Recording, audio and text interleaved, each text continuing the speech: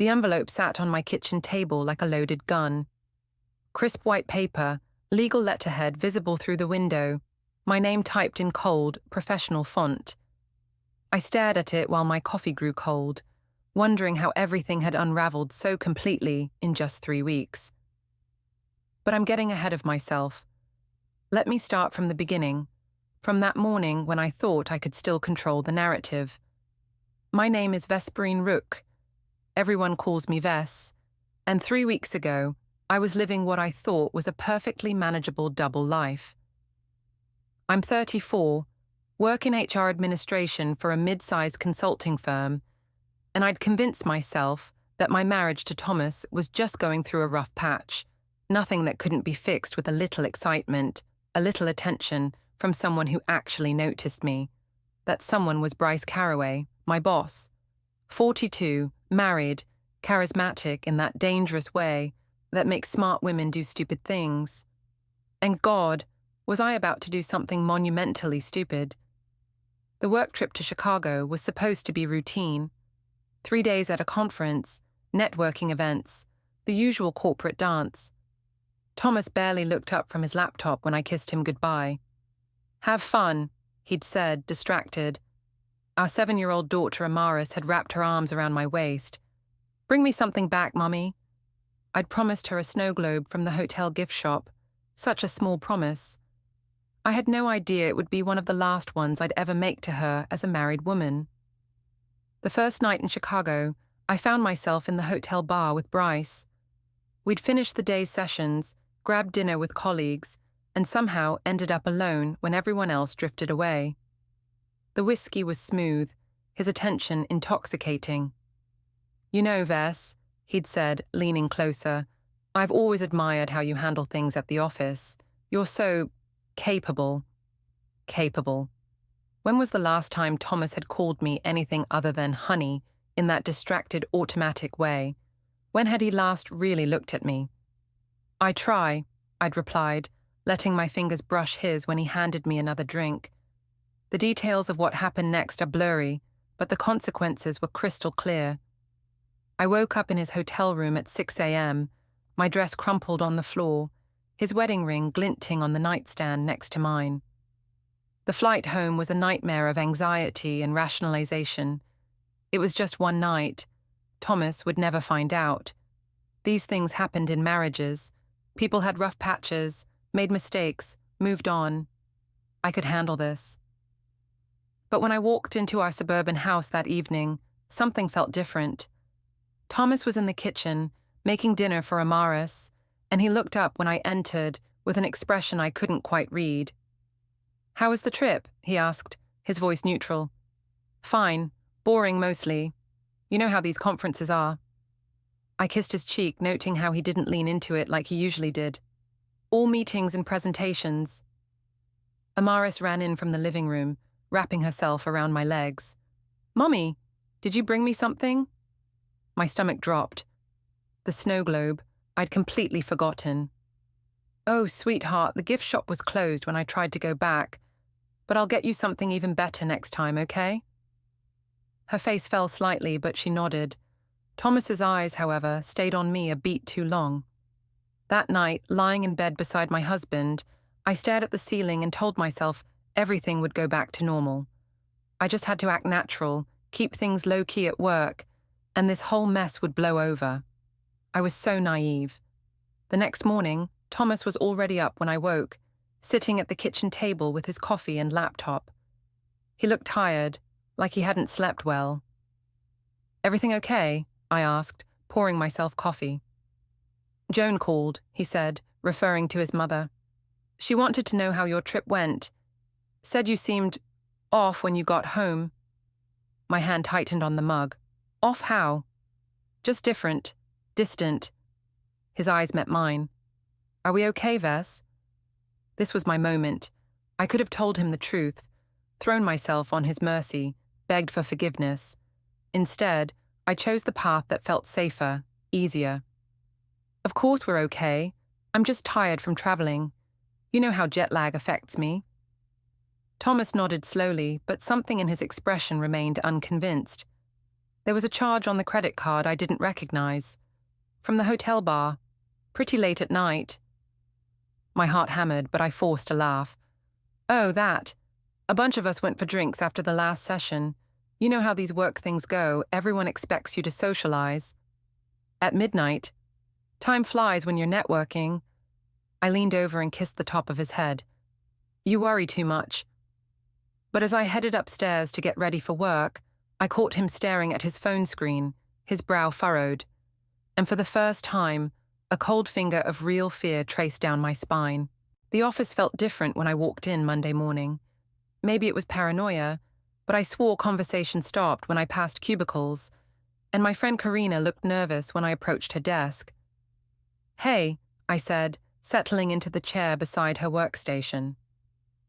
How was your weekend? Karina glanced around, then leaned closer. Ves, we need to talk, privately. My stomach clenched, but I kept my voice light. About what? The break room, 5 minutes. The break room was empty except for the perpetual smell of burnt coffee and the hum of the ancient refrigerator. Karina closed the door behind us and turned to face me with an expression I'd never seen before, part concern, part fear. Someone saw you, she said without preamble. Saw me what? But I already knew. At the hotel bar in Chicago, with Bryce. She paused, studying my face. They said you two disappeared together around midnight. The words hit me like a physical blow, but I'd spent years in HR learning to control my expression. That's ridiculous. Who said that? Does it matter? Ves, please tell me it's not true. I could have confided in her. Karina had been my friend for 3 years, had covered for me when I was late, had listened to me complain about Thomas's distraction and lack of attention. But admitting the truth felt like stepping off a cliff. Of course it's not true, I said, injecting indignation into my voice. I helped Bryce with some work stuff. We had one drink and discussed the Peterson account. God, people in this place have such dirty minds. Karina's shoulders relaxed slightly. So nothing happened. Nothing happened. The lie came so easily it scared me. Honestly, I'm a little hurt that you'd even ask. Do you really think I'm the type of person who would cheat on my husband? No, of course not. I'm sorry, it's just what? You think because I occasionally mention that Thomas has been distant, I'm automatically going to throw away my marriage? I let hurt creep into my voice. Maybe you're jealous that Bryce asked for my input on the Peterson account instead of yours. It was a low blow, and I saw it land. Karina had been angling for more responsibility for months, and bringing up her professional insecurities was cruel, but it worked. I'm not jealous, she said quickly. I just wanted to make sure you were okay. People talk, you know. Well, they can talk all they want. There's nothing to talk about. But as I walked back to my desk, my phone buzzed with a text from an unknown number. You looked cozy at the bar. Careful. My hands shook as I deleted the message, but the words burned in my mind. Someone had seen us. Someone knew. The rest of the day passed in a blur of paranoia and forced normalcy. I threw myself into work, responded to emails with extra enthusiasm, made sure to be visible and professional. When Bryce passed my desk, I barely looked up, just gave him the same polite nod I'd give any colleague.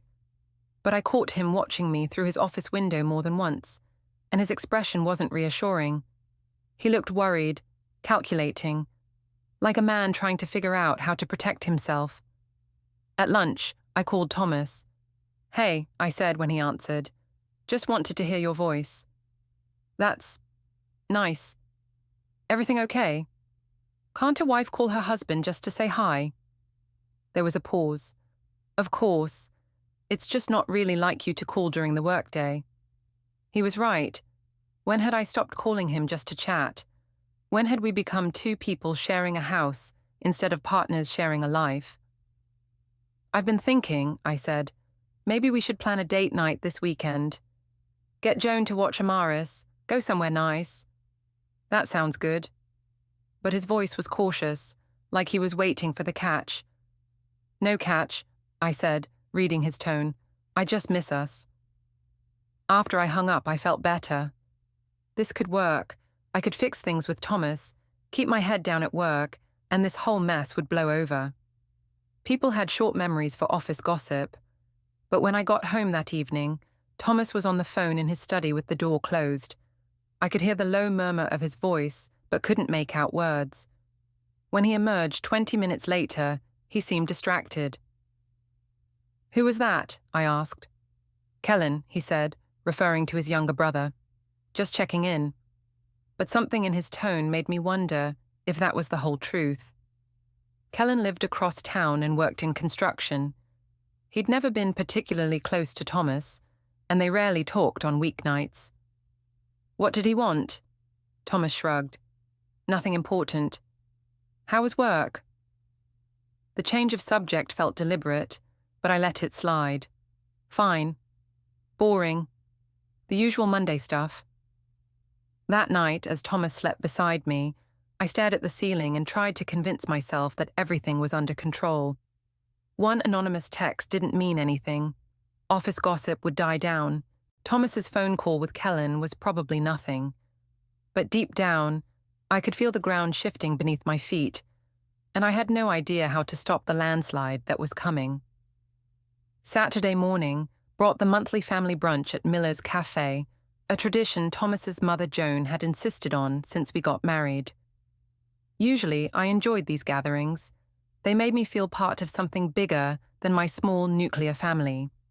But this week, walking into the crowded restaurant with Thomas and Amaris, I felt like I was walking into a minefield. Joan was already seated at our usual large table, along with Kellen and my own mother, Janice, who'd driven in from the suburbs. The two women couldn't have been more different. Joan, with her silver hair pulled back severely, and her no-nonsense expression. Janice, with her carefully styled blonde bob and tendency to see the best in everyone, especially me. "There's my girl," Janice said, standing to hug me. "You look tired, sweetheart. That work trip really took it out of you, didn't it?" "I'm fine, Mom," I said, settling into my chair between her and Thomas. "Just busy at work." Joan's sharp eyes fixed on me across the table. "Speaking of work, I ran into Linda Peterson at the grocery store yesterday. Her daughter works at your company, doesn't she?" My blood turned to ice. Linda Peterson's daughter was Sarah, a junior analyst who'd definitely been at the conference. "I think so. Why?" "Oh, she just mentioned some interesting gossip about the Chicago trip." Joan's voice was carefully neutral, but her eyes were laser-focused on my reaction. Kellen, who'd been buttering his toast, looked up with interest. "What kind of gossip?"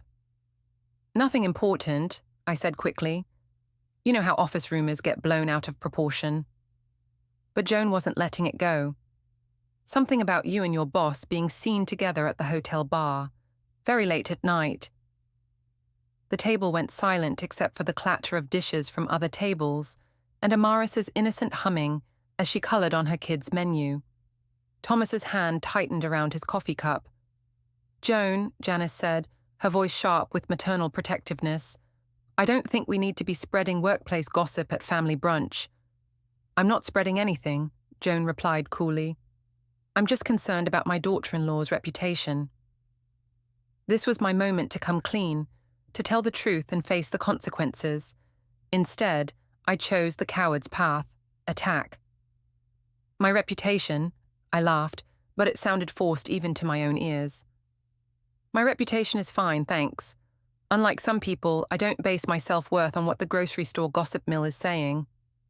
Joan's eyebrows rose. "Excuse me?" "You heard me." I was spiraling now, but I couldn't stop. Maybe if Thomas paid half as much attention to his wife as his mother does to office rumors, there wouldn't be anything to gossip about. The words hung in the air like a toxic cloud. Thomas's face went white, then red. Kellen's mouth fell open. Even Amaris stopped coloring and looked up with confused eyes. "Vess," Thomas said quietly, "that's enough." But I wasn't done. The stress of the past week, the fear, the guilt, it all came pouring out in the worst possible way. "Is it enough?" Because I'm tired of being treated like a decoration in my own marriage.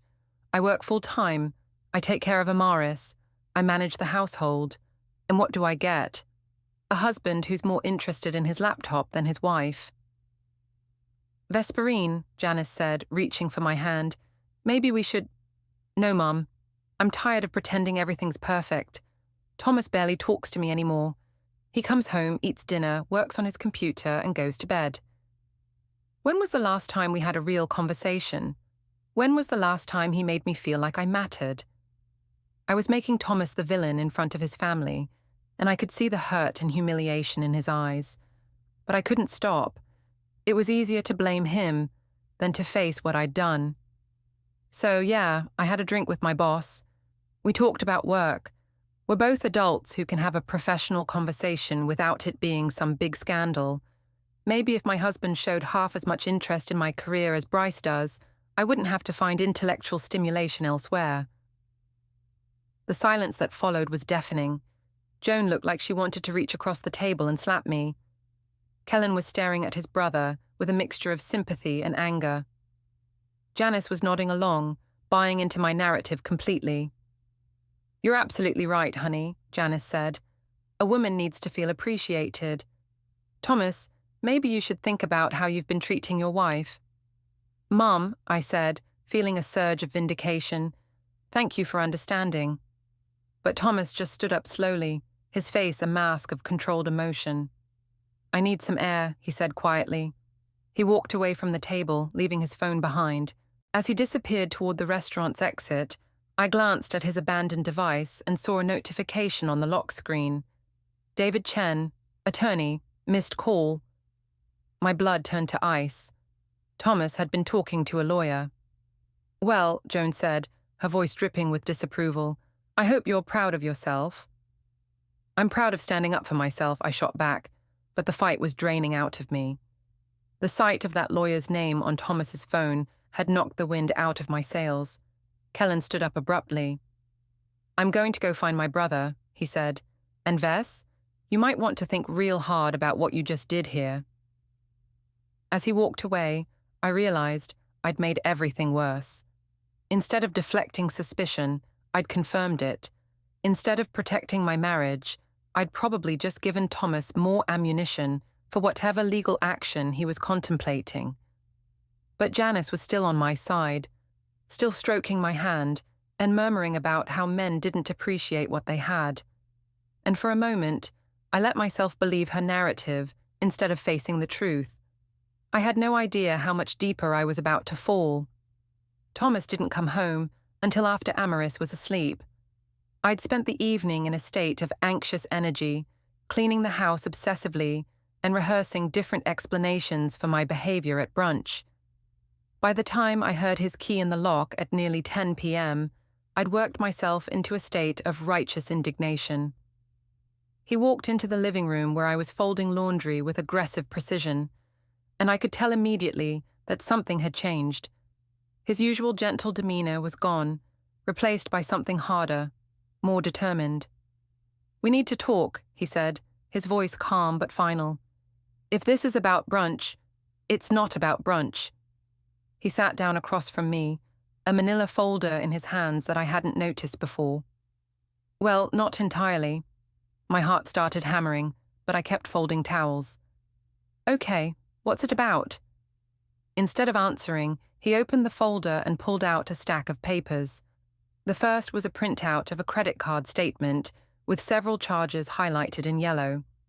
Hotel bar, room service, a charge I didn't recognize from a jewelry store. The jewelry store charge is mine, he said, noticing my confusion. I bought you anniversary earrings last month, but these other charges, they tell an interesting story. I glanced at the highlighted items. The hotel bar charge at 11:47 p.m. Room service to Bryce's room at 12:23 a.m. Another bar charge at 1:15 a.m. I can explain. I'm sure you can. He pulled out another paper. This is a printout of your text messages from that night. Did you know that phone records are pretty easy to get when you're on the family plan? My mouth went dry. The paper showed a series of texts between my number and Bryce's, time-stamped throughout the evening. Most were innocent enough, but a few made my stomach drop. 11:52 p.m. Me. This is probably a bad idea. 11:53 p.m. Bryce. Probably. Your room or mine? 11:54 p.m. Me. Yours. Less complicated. Thomas, There's more. His voice was still eerily calm. He pulled out another document. Hotel keycard records. Your card accessed Bryce's room at 12:01 a.m. and didn't leave until 5:47 a.m. The evidence was laid out like pieces of a puzzle, forming a picture I couldn't deny or explain away. But I tried anyway. This isn't what it looks like, I said, my voice breaking. Nothing really happened. We just talked and I fell asleep on his couch. I was drunk and... Stop. The word came out sharp, the first sign of real anger I'd seen from him. Just stop lying to me. I'm not lying. You're always lying. The words exploded out of him, and I realized this calm facade had been covering a volcano of hurt and rage. You lied about the conference being boring. You lied about the bar charges. You lied about helping him with work. You lied at brunch when you made me the villain to cover your own guilt. When was the last time you told me the truth about anything? I started crying then, not the calculated tears I sometimes used to get my way, but real, ugly sobs of panic and desperation. Thomas, please. It was a mistake. I was lonely and drunk, and he made me feel... Feel what? Special? Appreciated? His laugh was bitter. Do you know what's funny? I bought those earrings because I thought we were drifting apart. I was planning to suggest marriage counseling. I was trying to figure out how to be a better husband. The words hit me like physical blows. While I'd been planning my betrayal, he'd been planning our renewal. We can still do counseling, I said desperately. We can work through this. It was one night, one stupid mistake. It wasn't one night. He pulled out more papers. Phone records show you've been texting him for months. Late-night calls. Messages deleted from your phone but still on the carrier records. I stared at the evidence of my months-long emotional affair laid out in black and white. I'd been so careful to delete the messages from my phone, but I'd forgotten about the phone company records. And this morning, Thomas continued, I called the hotel, spoke to a very helpful desk clerk who remembered you specifically because you asked to be moved to a room on the same floor as Mr. Carraway. Said you were his assistant and needed to be nearby for early meetings. Another lie exposed. Another manipulation revealed. Thomas, I love you. I love our family. This thing with Bryce, it doesn't mean anything. He doesn't mean anything. But I do. He leaned forward and I saw tears in his eyes for the first time. Because you sure didn't act like it.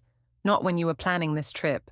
Not when you were texting him while I was reading bedtime stories to our daughter. Not when you humiliated me in front of my family this morning. I'm sorry, I sobbed.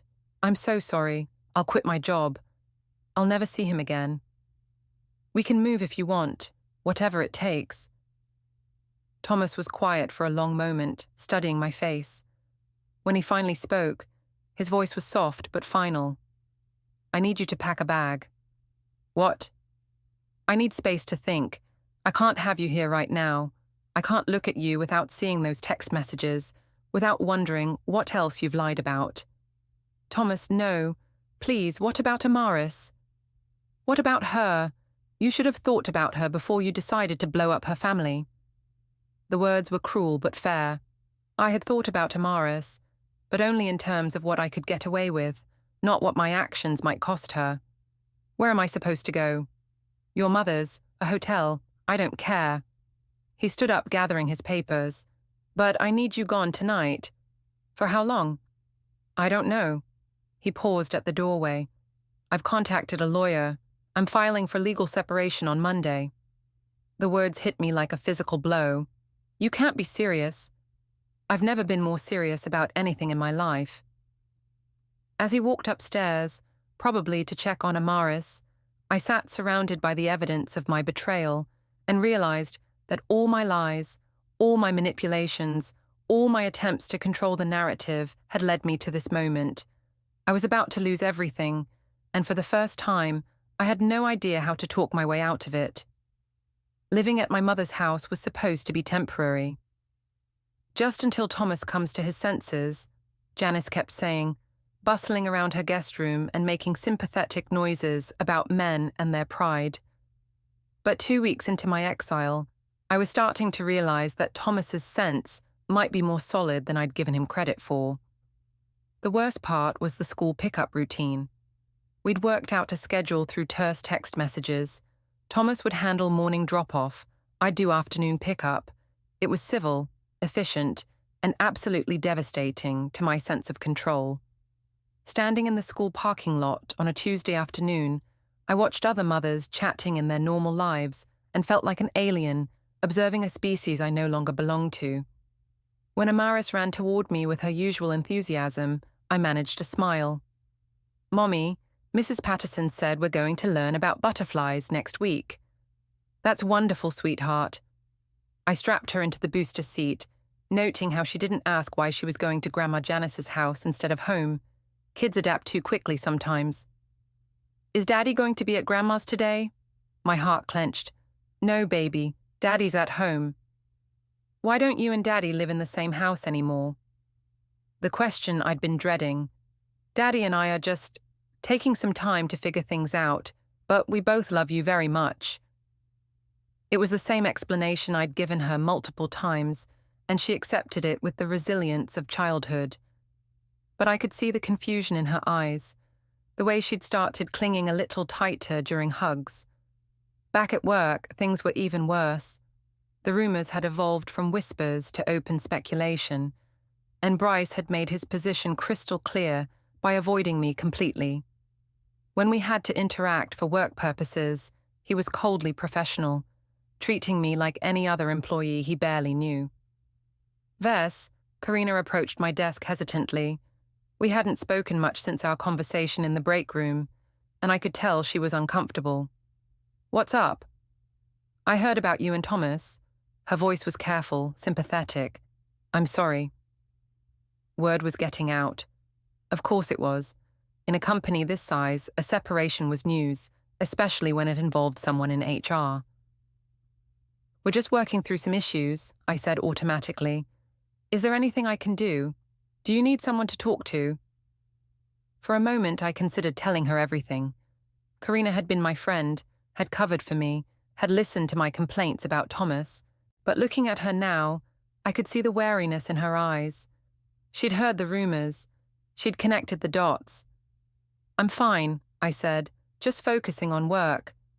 But I wasn't fine, and focusing on work was becoming impossible. Every time I saw Bryce in a meeting or passed his office, I felt a mixture of anger and desperation. He'd been just as involved in what happened in Chicago, but he got to go home to his wife and pretend nothing had changed while my life fell apart. That evening, I tried calling Thomas directly, instead of just texting about logistics. "What do you need, Ves?" His voice was tired. "I need to talk to you, really talk. Can we meet somewhere?" "I don't think that's a good idea." "Please, Thomas. We have a daughter together. We have 7 years of marriage. Doesn't that count for something?" There was a long pause. "It counted for something when I thought those 7 years meant something to you too." "They did. They do." "Do they?" "Because I've been thinking about things, Ves. Really thinking. And I keep remembering little things. Times you were late coming home and blamed traffic. Nights you said you were working late but your office was dark when I drove by. Phone calls you took in another room." My stomach dropped. I'd been so focused on covering up Chicago that I'd forgotten about all the smaller deceptions, the months of emotional affair that had led up to that night. "Thomas, how long has this been going on? Really?" I could lie again. I could minimize, deflect, blame him for not paying attention. But something in his voice stopped me. Maybe it was exhaustion. Maybe it was the realization that my lies had already cost me everything. 6 months, I whispered. Maybe longer. It started as just conversations. He listened to me. And I didn't. You were always distracted. Work, your projects, your computer. When was the last time you asked me about my day and actually listened to the answer? So this is my fault? No! The word came out too loud, too desperate. No, it's not your fault. It's mine. I made these choices. But Thomas, people make mistakes. People work through things. We can get counseling. I can't. His voice was flat, final. I can't get past this. Every time I look at you, I see those text messages. Every time you touch me, I think about his hands on you. I can't live like that. So what happens now? My lawyer will be in touch. We need to discuss custody arrangements. The word custody hit me like a slap. You want to take Amaris away from me? I want what's best for Amaris, and right now I'm not sure what that is. After he hung up, I sat in my mother's guest room and finally faced the reality I'd been avoiding. This wasn't a rough patch. This wasn't something I could smooth over with the right words or the right gestures. I had destroyed my marriage, and Thomas wasn't coming back. The next morning, I came home from dropping Amaris at school to find a courier envelope on my mother's kitchen table. My name was typed on the label in official-looking font. Inside were legal documents. Petition for legal separation, temporary custody agreement, financial disclosure requirements, and at the bottom of the custody petition, in language I could barely understand, but whose meaning was crystal clear. Thomas was asking for primary custody of Amaris, citing marital misconduct and emotional instability. For the first time since this whole nightmare began, I realized I might not just be losing my husband, I might be losing my daughter too. The law office of David Chen and Associates occupied the third floor of a glass building downtown, all polished surfaces and intimidating diplomas. I sat in the waiting room, my hands shaking as I clutched my purse, trying to prepare for what was coming. My own lawyer, a tired-looking woman named Patricia Moore, whom I'd found through a desperate Google search, had been brutally honest during our consultation. Your husband has a strong case, she'd said, reviewing Thomas's petition. The documented infidelity, the emotional affair, the evidence of deception, it paints a picture of someone who prioritizes her own desires over family stability. But I'm her mother, I'd protested. Doesn't that count for something? Of course it does, but courts care about the best interests of the child, not parental rights. And right now, your husband looks like the more stable parent. Now, walking into the conference room, I saw Thomas sitting calmly beside his lawyer, a stack of folders in front of them.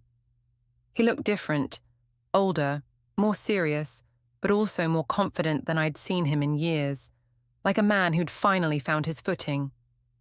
Mrs. Rooke, David Chen stood as I entered with Patricia. Please, have a seat. The next hour was a systematic dismantling of my life. David Chen presented evidence with the precision of a surgeon. Each document another cut that revealed the extent of my deception.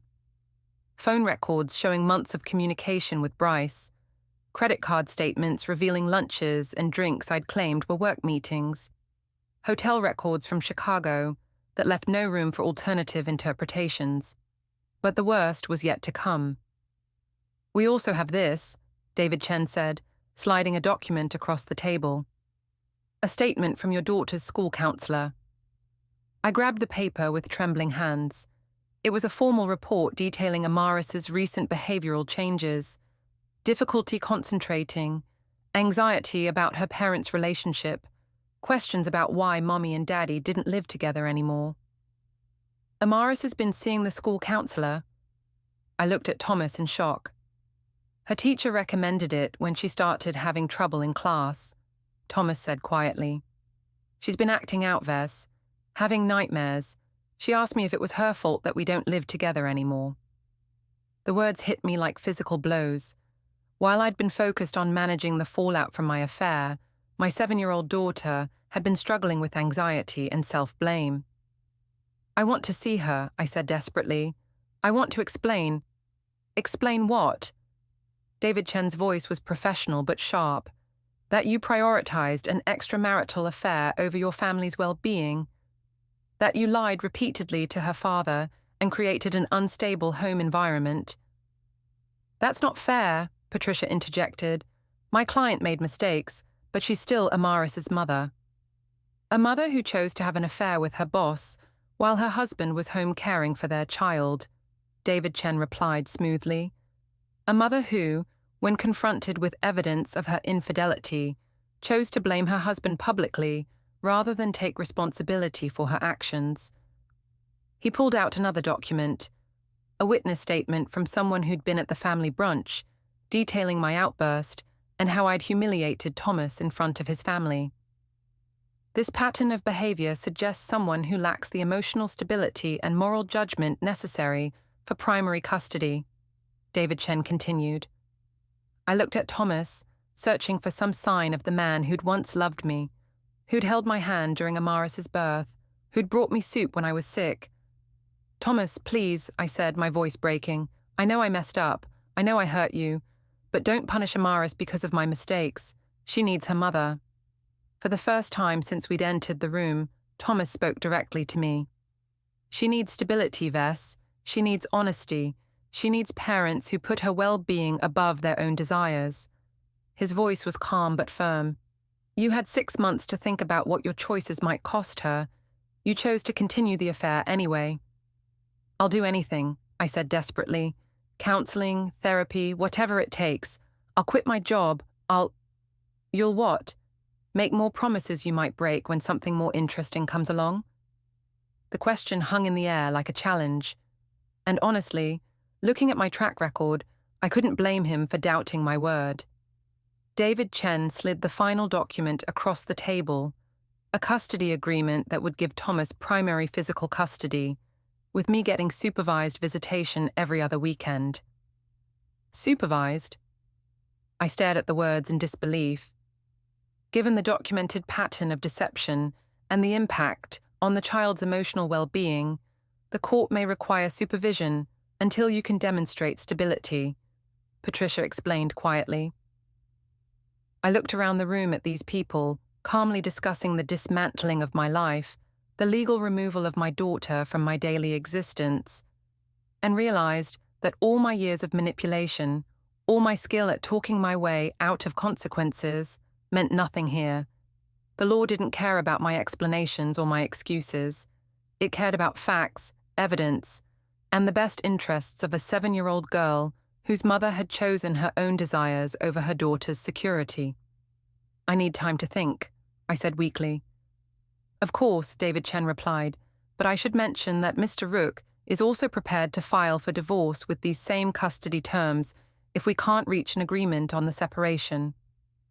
As we gathered our papers and prepared to leave, Thomas caught my eye one last time. I really did love you, Vess, he said quietly. I loved the woman I thought you were.